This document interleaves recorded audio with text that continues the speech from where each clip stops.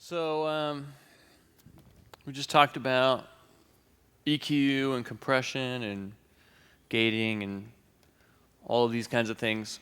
This last session we're going to talk about effects and routing effects and using them and what some of them are and and then afterwards we're going to wrap up with some Q&A and hopefully give you guys a chance to talk about some of the things that you didn't get answered here.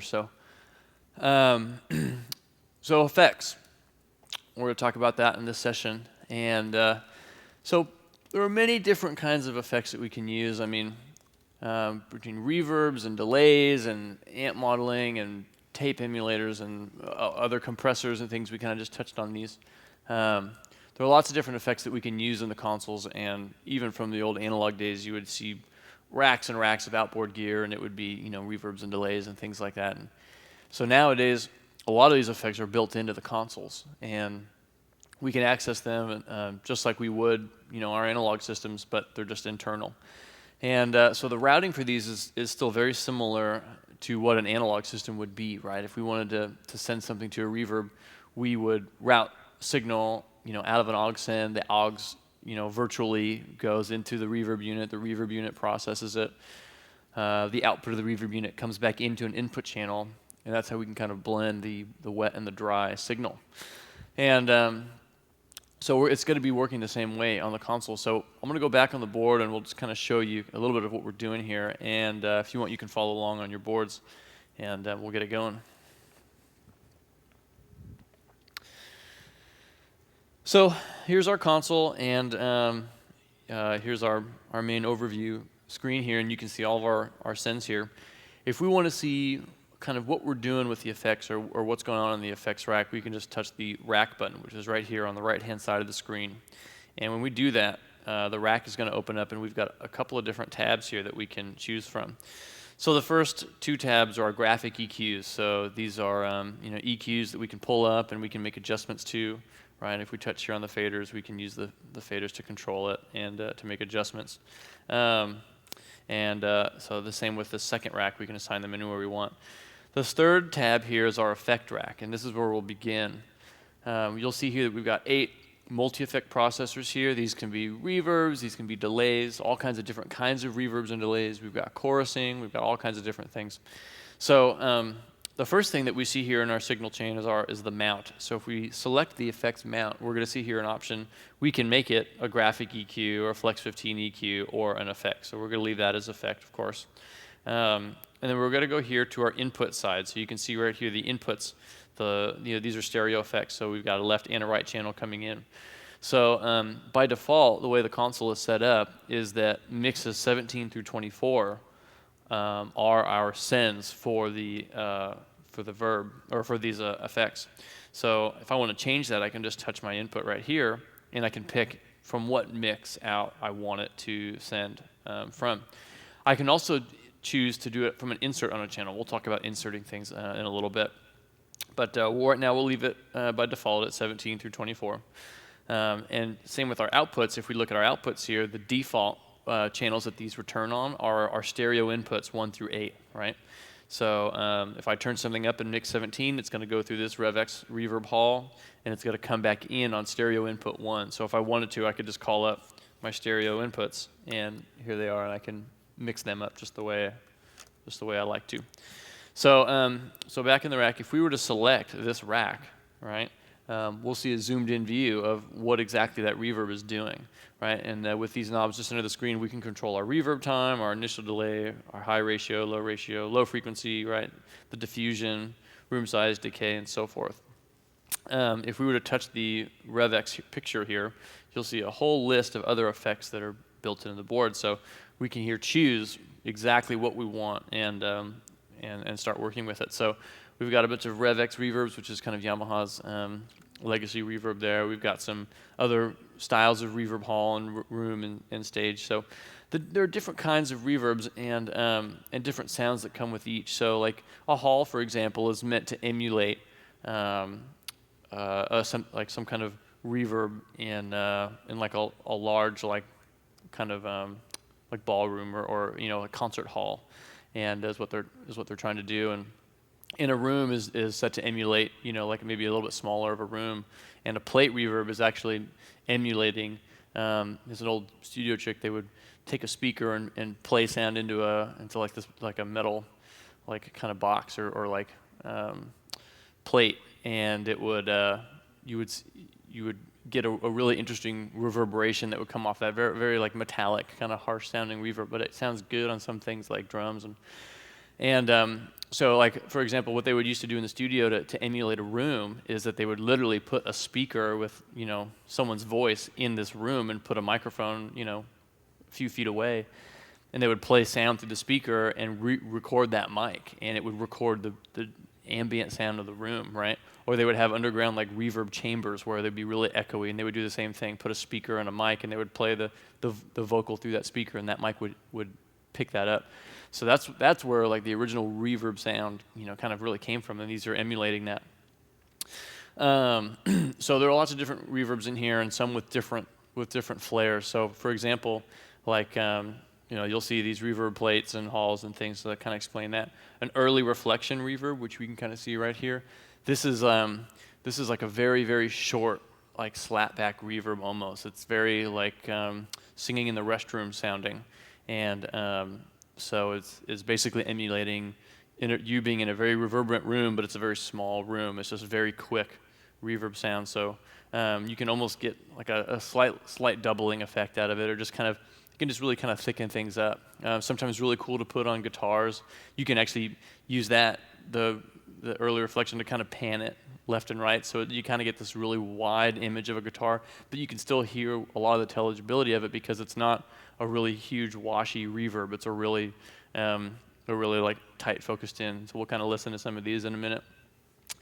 Gated reverb is kind of what we talked about here with the gate. It kind of, you have a verb to it, but then it gates the reverb trail, so it's kind of and it kind of cuts out before it has a chance to fully decay and breathe out. So that's a real old 80s snare verb sound, right? Just really, really fat, which is actually kind of coming back in style. So, so then you got things like mono delay and stereo delay, and that's going to be a little bit like like an echo or something, and you can have these delays where you set a tap tempo where you can tap it and it'll keep going. So we're going to kind of dive into these a little bit, and then you got a couple here that are kind of combinations. So the main thing here, if we're on our reverb, the reverb time is kind of the main function of the main knob that we have to control the parameter here, and that's just in seconds how long we want this reverb time to be just as a whole. Our initial delay, or our pre-delay, actually, what it does is it puts us a little bit of time between when the signal actually hits the reverb and when the reverb comes out. So a lot of times you're going to want, like on a vocal, you might, also known as pre-delay, you might crank this initial delay up to 60, 70, 80 milliseconds. And what it does is it lets the vocal kind of cut through first so that you can hear all the intelligibility of the vocal, and the verb comes just a fraction of a second afterwards, so that you still get that clean vocal. It doesn't sound like it's swimming in reverb, but you still have the reverb in after it to kind of smooth it out and get that through. So then we've got things like high ratio and low ratio, and basically all that is it's kind of accentuating the high frequencies or low frequencies. You can also pick what low frequency that you want to bring up. So depending on the instrument that you're adding reverb to, you can kind of do a little bit of EQ adjustments there. The diffusion basically is kind of just how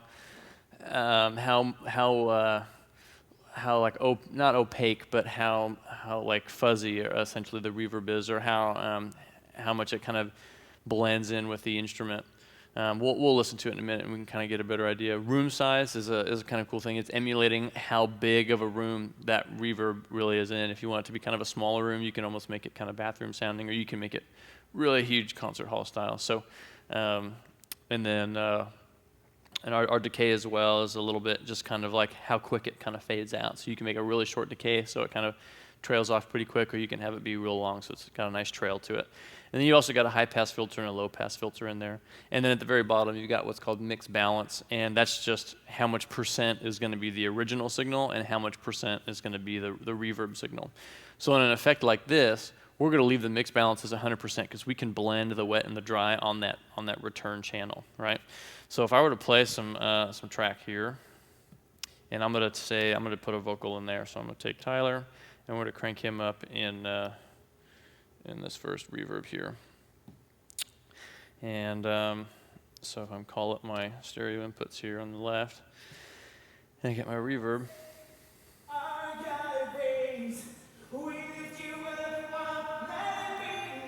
Right, so there's our reverb.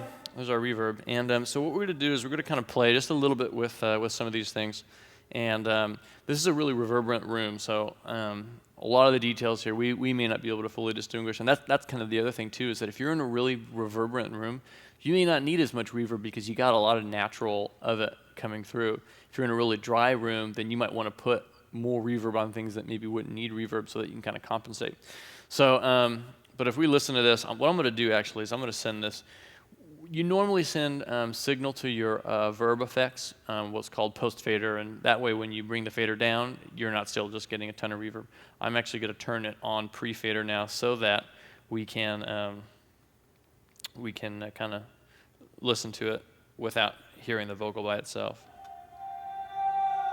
So here's the reverb by itself.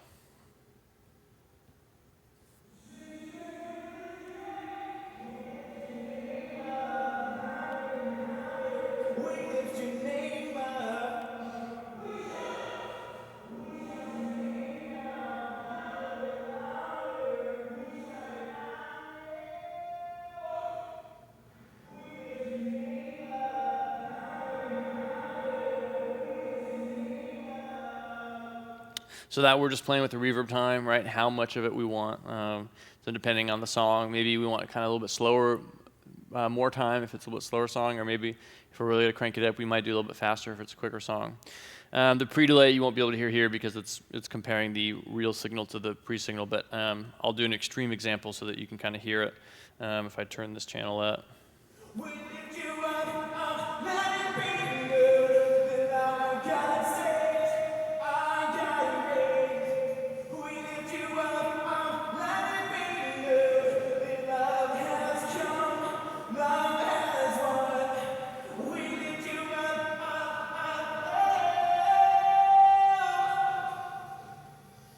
So I don't know if you guys could hear that when I really cranked up that pre-delay. You can almost hear it coming in too late. So that's too much. But but then the other idea is that if you make the pre-delay too quick, it's just going to be swimming with it. The reverb's going to come out at the same time as that vocal, and the vocal may not have a chance to really pronounce correctly. So generally, the preset here on this is somewhere around 20 or 30 milliseconds. A lot of guys I know like to start around 60 or 70. So that's just a good starting point. You could go less or more if you can tell. So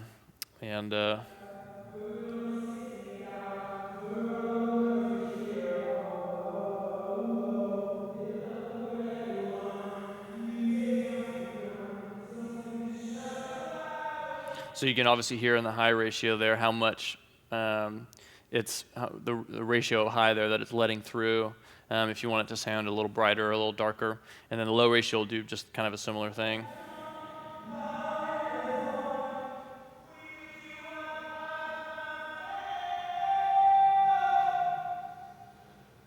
And then you can pick what you've got there, low ratio.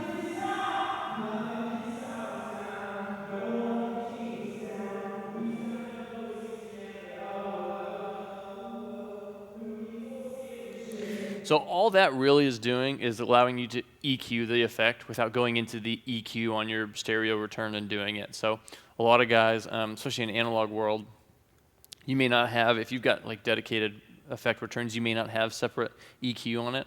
So a lot of times they'll put little EQ features inside the reverb so that you can do that. So depending on the instrument, you might want to pull out some of the mid-range in there so that it doesn't compete with the vocal. You just hear a little sparkle on the end or on the low end. Or maybe you want the exact opposite. You want to take off some of that high end so that it doesn't sound so brittle. And you just want a lot of but not a lot of tss. So you can do that as well. So all this is doing is enabling you to not have to do it here. But it's kind of a very similar thing going on. So the diffusion.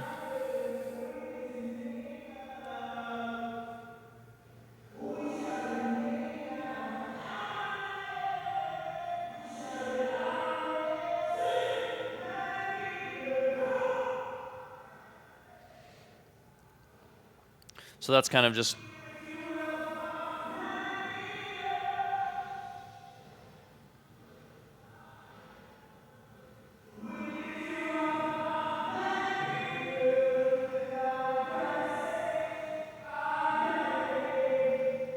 So it's really just kind of how smooth the that is. So generally we like to leave the diffusion a little bit higher on this kind of effect, but if you want it to be maybe a little harsher, a little more brittle, you can maybe turn it down. Maybe you want a drum or something, you want a little dirtier verb sound, that might work. Room size again is going to be, it's just going to see how big or small that room is, so that's an interesting one to listen to.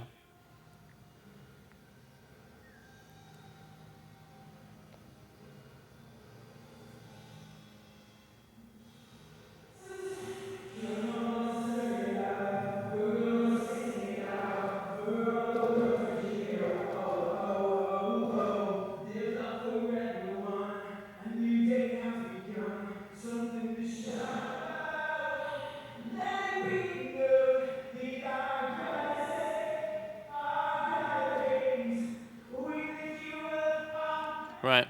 So you can hear that a little bit, how, and you can hear it popping, how it's changing the emulation style. But you want it to sound a little bit more like a bathroom, or you can have it make it be a really good sound. So yeah. So these are all really subjective things, and depending on the sound that you're going for is how you're going to change it. So, like for example, if you're listening to a track and you're listening to the snare drum, and it's just the verb is really huge on it, but then it trails off really quick, then you might decide, okay, I want this to trail off really quick, so I'm going to make my decay a little shorter. Maybe I want that room size to be huge because I want it just to be really, really big. Maybe I want a lot of high ratio because I really want that really to kind of cut through. And my reverb time, I want it to be just for a second because I don't want a long trail, so I'm just going to speed that up, right? So you might do something along those lines, or maybe I want on this vocal, it's a really slow, really passionate, intimate song, and I'm going to ride that reverb a lot fader-wise, and so when she goes and she sings that last note of the verse and it kind of trails off there, I'm gonna really make sure that I got a nice good trail of reverb there, make sure I've got a nice long decay, big room size, and maybe I won't do so much high ratio because I want it to be more breathy, more body than I want sizzle on it. I don't want it to repeat her consonant sounds. I just want it to get some of her body and her breath. So maybe I'll do a little bit of a longer verb like that. And as she sings that last note, maybe I'll just kind of boost the signal there a little bit and then just kind of bring it back so that then when she goes back to singing, it's not completely overwhelming, right? So effects, a lot of times you're riding them, especially delays. So we can kind of go into delay here and see that too. So delay, we have the ability to set a tap tempo here, and you can see here all this light's already flashing. And we can set a tap tempo, and if you were closer, you would be able to see how my delay is changing here. You might be able to see it a little bit. But depending on the speed that I'm tapping, the delay will change to automatically sync up with that.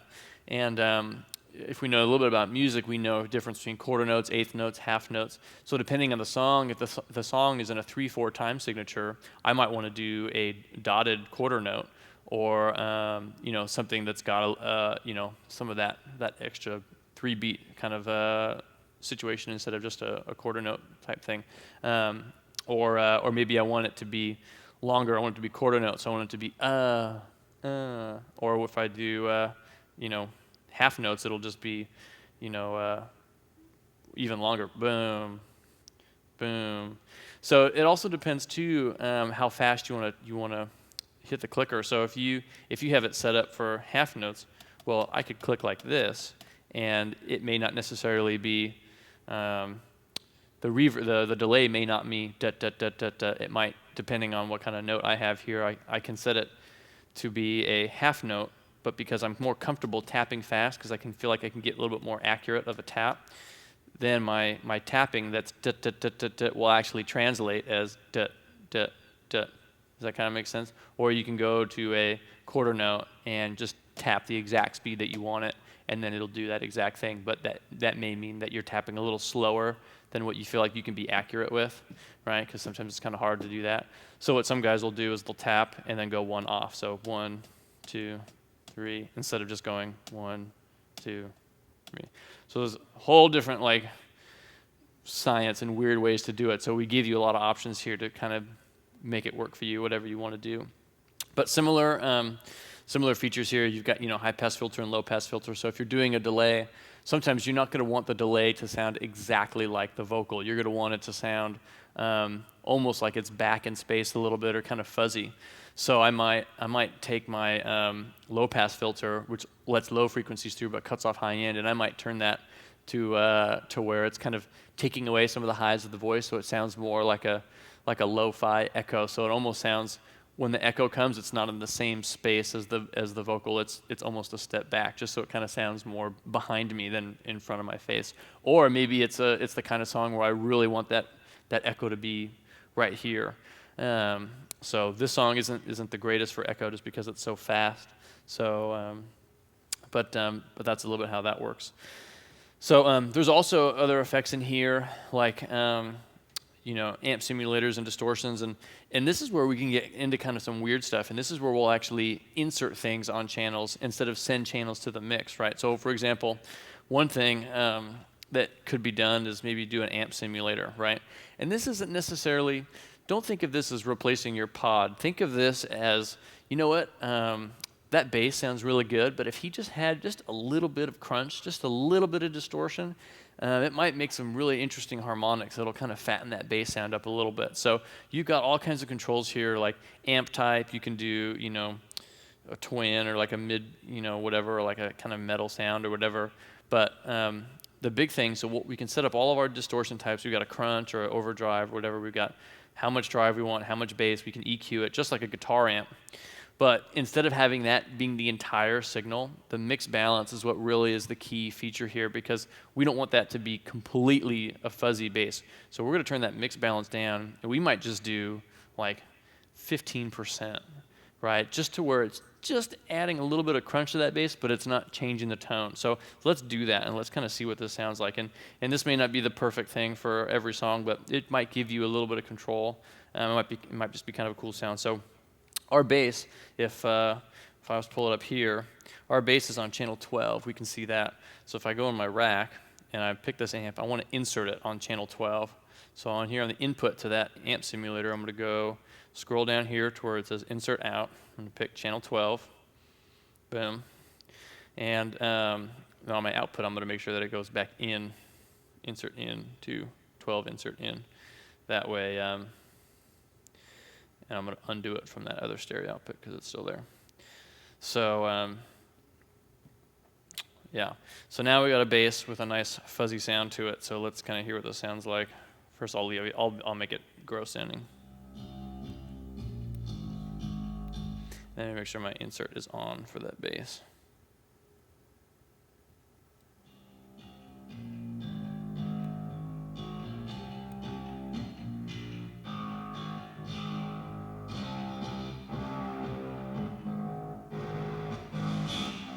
Right, so gross. So what we can do is we can pick, okay, man, here's a deluxe sound. Okay, so great. So that's a bass, great, but we don't want it to be that nasty. So we're gonna take our mix balance and we're just gonna turn it down so that it only has just a little bit of that crunch in there, but not too much. So listen what happens when I start blending it.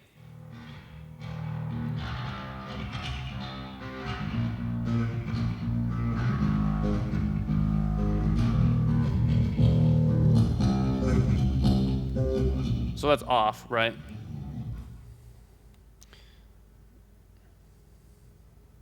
And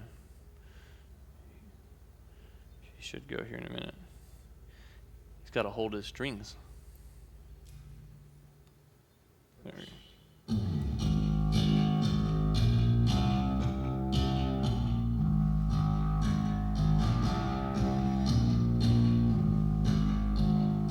Right? So just enough to where it kind of is like, oh, that's an interesting color. It's different. But it's not completely killing it, The other thing, too, that you kind of get with some of these effect modeling, going through an amp, it's a natural compression. So you can actually even see some of the output here. It's actually naturally compressing that a little bit because it's going through a tube emulator, right? So there's a little bit of that natural compression going on. So there's a lot of cool stuff here that you can do that is, but turn that mix balance down because it's inserted on the channel, so you don't want so much of it. Another really interesting thing that I did one time is I did the same thing in Amp Simulator, and just did a real light drive on it. I didn't do too much, and I turned the mix balance way down. It was maybe at like 10 or 15%, but I was mixing a show on a PA that was really small, and it was a typical thing. The PA was way under spec'd, and the louder that you went, it got really bright and harsh. So what I ended up doing was running it through this kind of tube emulator almost to kind of warm it up, but I turned the mix balance down so low that you couldn't really hear it. It just kind of softened up that high end and kind of added some warmth to it, but you weren't hearing distortion per se. It was just essentially running it through a guitar amp at 15% just to kind of go through some analog warming up. So there's all kinds of just really cool things that you can try with it. Anybody here mixing choirs? Chorusing effects are really awesome things to do on choirs. It just kind of makes them sound really huge. So that's another thing. You can either, depending on how many choir mics you have, you can put that choir on a group and then put a chorusing effect on that group so that it just kind of makes them sound a lot bigger. So there's all kinds of just really cool things. Maybe that one time of the year during Easter when you need someone to sound like the devil, you can put a dual pitch changer on there and just do something crazy to his vocal so he sounds like Satan. So there you go. There's your once a year use for that. And there's also some cool things down at the bottom like open deck. It's like an old tape emulation effect. So if you've ever biased a tape machine, I haven't, you have all kinds of really cool controls there. So I know a lot of guys like to put this on their drum mix or their stereo mix, and it's another kind of that analog compression sound that kind of just really fattens it up, and it's almost like running your stereo mix through a tape machine. So it just gives it a little analog, kind of a warm feel to it. So the way that you would set something like that up again is that you just insert it. So go to your input and make sure that you go to your insert out here and pick your stereo output. I'm not going to do it because it'll mess with my voice, but pick your stereo out, and you can actually insert it there just as well. So that's a little bit of the reverb kind of thing. If we go back to our rack, you'll also see if we go to the premium area, we just kind of touched on this before, but there's all kinds of cool premium effects in here. So you can go in on the mount and mount, like an optical style compressor. And this is a really great way. This is a compressor, but it's done with light. So basically, the signal that's coming in, it shows on the threshold here as light emitting, and this kind of compresses based on that. So it's a really unique sounding compressor in the way that it does things. So some people really love this on vocals. Other people really like it on bass guitar and other things. And so the way that it controls it, so you don't necessarily have ratio, you've got peak reduction, right? And then input gain is kind of like your threshold, and this is kind of like your ratio, but it's an interesting way that it does that. And you can insert that on channel. So we've talked about some effects that you actually send through mixes to get to that. If you want to assign multiple channels to one effect, so like a reverb or something like that, you might send multiple channels to. But like a compressor or an amp modeler or things like that, you might insert on a channel because you only need it on that one channel. And that's kind of how that'll work.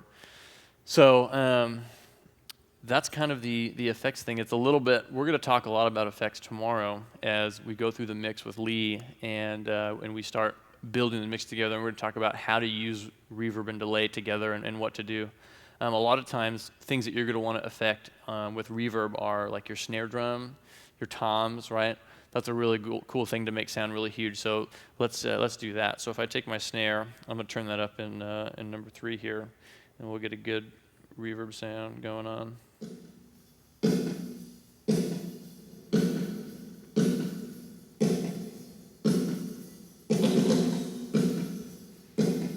So I can pick here like a gated verb, right? And you'll kind of see what this sounds like.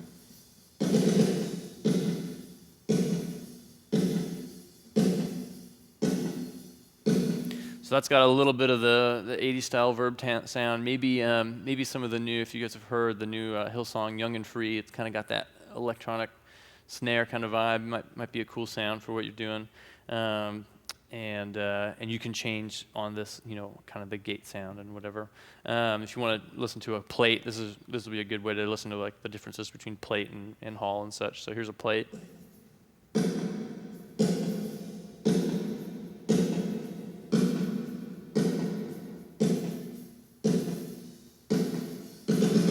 That's a room. This is a room here. And here's a hall.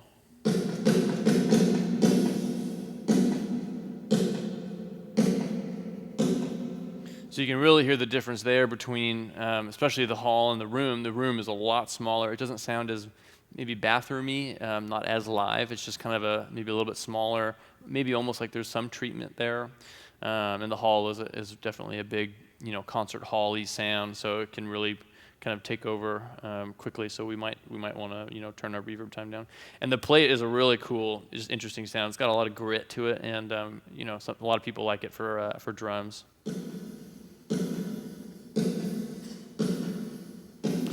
So one other effect that I want to talk about that I mentioned before is using like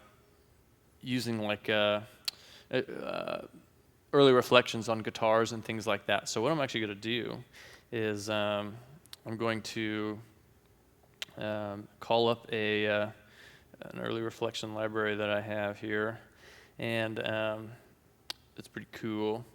And so let's see here. Well, I'll just do it on here.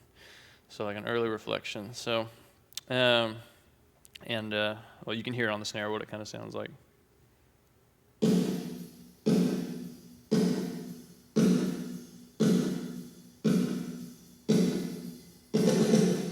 So that's kind of a cool thing. So if I wanted to do a really crazy thing with the guitars, I might do this where I can actually turn up my guitars and it.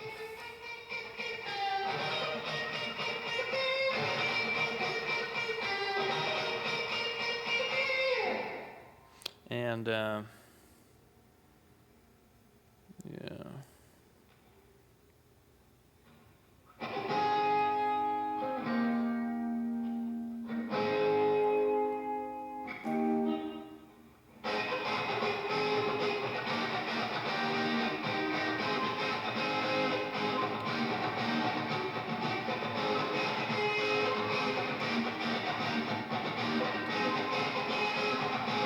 You kind of hear how it almost takes the guitar from here and kind of brings it out here a little bit. Now I can't hear exactly what you're hearing, so I might make the room size a little bit smaller so it's not as verby sounding, or maybe I want it to be bigger. But it's just a really cool way. If you've got one guitar and you need to kind of spice up the mix a little bit, a really cool way just to take it from here and spread it out. Another really interesting thing that I've heard people do is like a dual pitch on a guitar, and it's kind of an interesting sound. So I'm going to do this with my it's a really light dual pitch, but so here's our rhythm.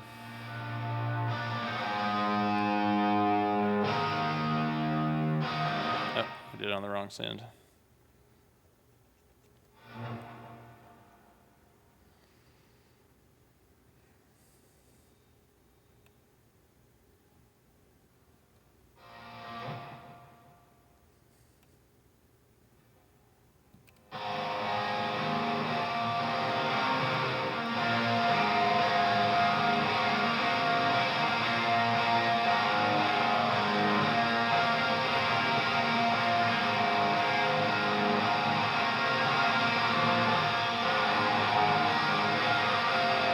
You can also do a lead.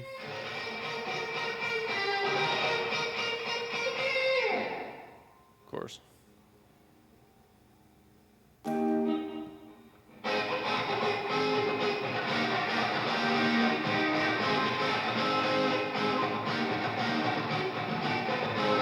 So listen to what that sounds like pre, and there's just different things that you can do there.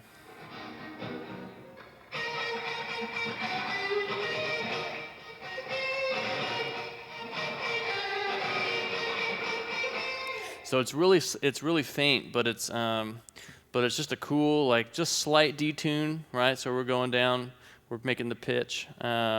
Just, actually we're just leaving the pitch the same, but we're kind of just delaying one just a skosh, so it kind of puts them a little in a weird space. So this one is one of the sides, so it's doing it stereo. So the right side is being delayed 20 milliseconds and the other one is 30. So it's not a whole lot, but it's just enough to kind of shift the space a little bit. And again, since it's stereo, it makes it really wide, but we're not actually using it just to change the pitch a whole lot. So it's just really like things like that you can use to take if you've got a really simple setup to kind of spread things out and make it kind of cool. So so what I want to do now is that we've got 25 minutes. I want to pause and just let you guys kind of play for a while, and I'll be here and to help you to try some stuff. But we often don't get a chance to kind of practice these things. So I want us to practice putting reverb on vocals. I want us to practice, maybe try doing some of this weird stuff with the guitar. You'll notice in your library here, there's a couple of presets. Big guitar, you can try that one. That's what we got going on here. And you can also try the early reflection and see if that can just kind of widen things out for you. But play with the balance there between the two and see if you can kind of get a cool sound going in your ears. So we're going to go ahead and take a break and practice for a little while, and we'll come back with some questions and things afterwards. Cool. So thanks, guys.